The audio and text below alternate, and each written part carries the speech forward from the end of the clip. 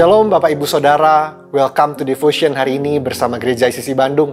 Percaya Tuhan selalu setia, setiap hari ada rahmat-Nya, kasih-Nya yang baru. Amin. Bapak Ibu Saudara, sejak kecil kita diajarkan untuk saling tolong-menolong, bergotong royong, saling mengasihi satu sama lain, saling berbagi. Nilai-nilai ini sudah ditanamkan sejak dini oleh orang tua kita, di sekolah, bahkan di gereja. Namun menariknya beberapa penelitian menunjukkan bahwa empati orang semakin lama semakin mengalami penurunan yang signifikan dalam beberapa dekade terakhir. Salah satunya hal ini dipicu karena semakin tingginya tekanan untuk sukses secara individu. Dan juga beberapa alasan lainnya. Nah, hal ini semakin mengarah kepada hidup yang individualistik, lebih mengutamakan diri sendiri, self-centered, semakin gak mau peduli orang lain, yang penting saya, kenyamanan saya, kebutuhan saya, pencapaian saya. Sehingga gak jarang banyak orang yang bersikap apatis dan egois. Nah, mengasihi diri tentu penting, tentu perlu dan tidak salah. Tapi ada porsi dan bagian yang untuk kita juga perlu peduli dan mengasihi sesama kita. Firman Tuhan sendiri mengajarkan kita untuk mengasihi dalam hukum yang kedua, terutama dalam Matius 22 ayat yang ke-39. Dan hukum yang kedua yang sama dengan itu ialah kasihilah sesamamu, manusia seperti dirimu sendiri. Bapak Ibu Saudara, dalam Alkitab ada kisah kasih dari 4 orang yang punya empati, yang punya kepedulian yang tinggi terhadap satu orang yang mengalami lumpuh.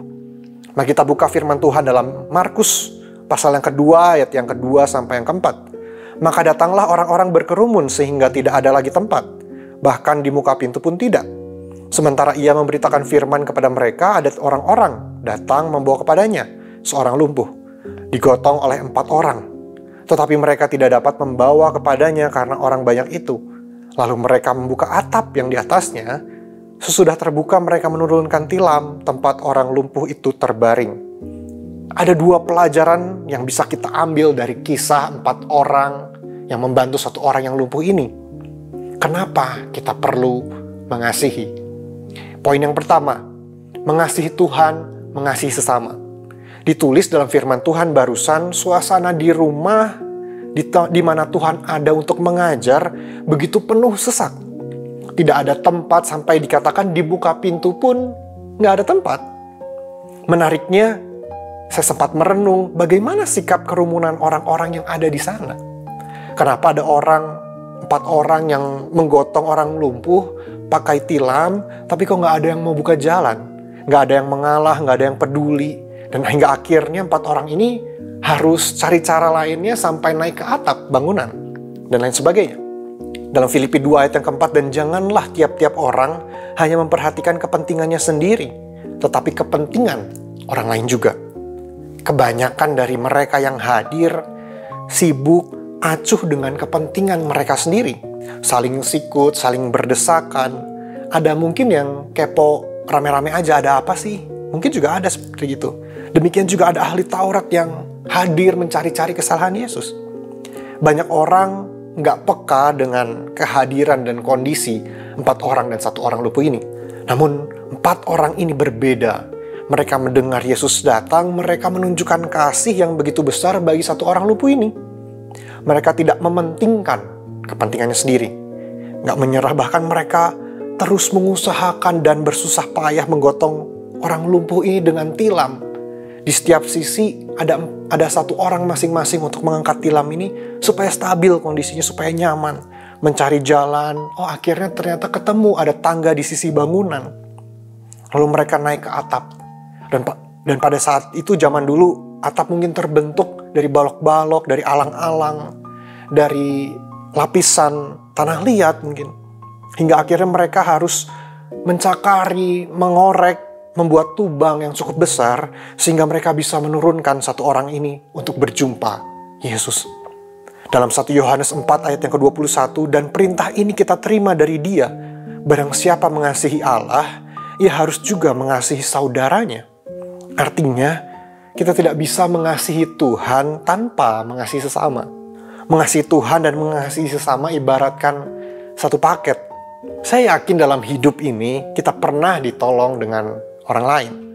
Ketika kita mengingat kembali kasih dan kebaikan mereka, betapa berharganya pertolongan mereka ini untuk kita.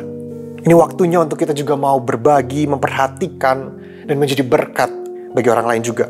Apalagi di tengah dunia yang semakin penuh dengan tantangan ini, kita perlu saling menguatkan supaya kita punya budaya untuk saling mengasihi, sehingga kita mengasihi menjadi gaya hidup sebagai orang percaya. Poin yang kedua, kasih membuka pintu harapan. Bapak Ibu Saudara, orang lumpuh ini merasa bahwa ia terperangkap dalam keterbatasan fisik, dalam ruang lingkup gerakannya terbatas, sulit mencapai keinginannya. Mungkin sudah putus asa kala itu. Namun kita lihat kasih yang ditunjukkan oleh 4 orang ini kembali membuka pintu harapan bagi orang lumpuh ini.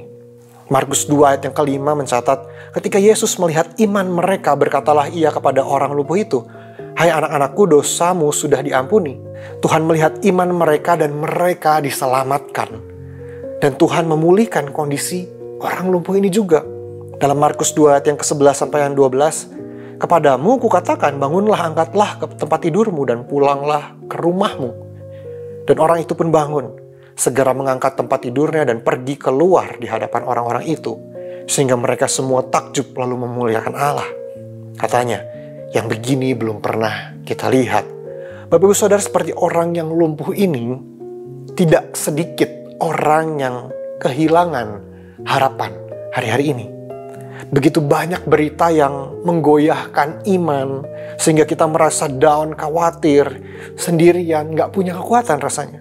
Bahkan mungkin di sekitar kita banyak orang-orang yang sedang mengalami lumpuh. Mungkin secara rohani atau aspek lainnya.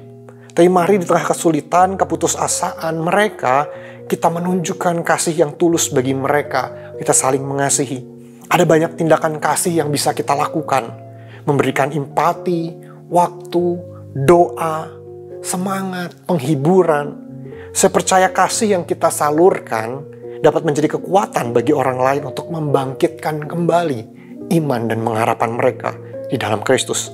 Bapak Ibu Saudara, terkadang kita perlu menjadi penopang untuk menggotong mereka yang lumpuh tadi. Ada kalanya kita menopang anggota keluarga kita mungkin. Ada kalanya dalam gereja, dalam iKlik kita perlu saling menopang satu sama lain bagi mereka yang memerlukan. Galatia 6 ayat yang kedua, "Bertolong-tolonglah menanggung bebanmu. Demikianlah kamu memenuhi hukum Kristus." Bapak Ibu Saudara, kasih yang tulus semakin hari semakin sulit ditemukan. Masing-masing punya kepentingan, punya agendanya masing-masing. Namun biarlah kasih dari 4 orang ini menjadi pengingat bagi kita untuk dengan tulus saling mengasihi, saling peduli, saling menopang di tengah kekacauan dunia yang ada di sekitar kita. Apabila kita merupakan orang yang lumpuh itu, berdoalah supaya kita memiliki 4 orang ini. Namun apabila kita kuat, jadilah 4 orang yang menggotong orang lumpuh ini. Karena kasih yang kecil yang kita berikan bisa berdampak besar bagi mereka. Mari kita berdoa. Tuhan Yesus, firman-Mu sudah disampaikan. Tuhan, di tengah kondisi dunia yang mungkin sedang tidak baik-baik saja, biarlah kasih dan rahmat-Mu selalu tersedia dengan limpah bagi kami semua. Hikmat dan bijaksana-Mu selalu menuntun langkah kami, sehingga kami selalu berjalan dalam tangan pemeliharaan kasih-Mu. Ajar kami untuk terus menjadi perpanjangan tangan kasih-Mu, sehingga hidup kami bisa jadi berkat buat banyak orang. Sembunyikan hamba di balik salib-Mu. Terima kasih Tuhan untuk hari ini, di dalam nama Tuhan Yesus kami berdoa dan mengucap syukur. Amin.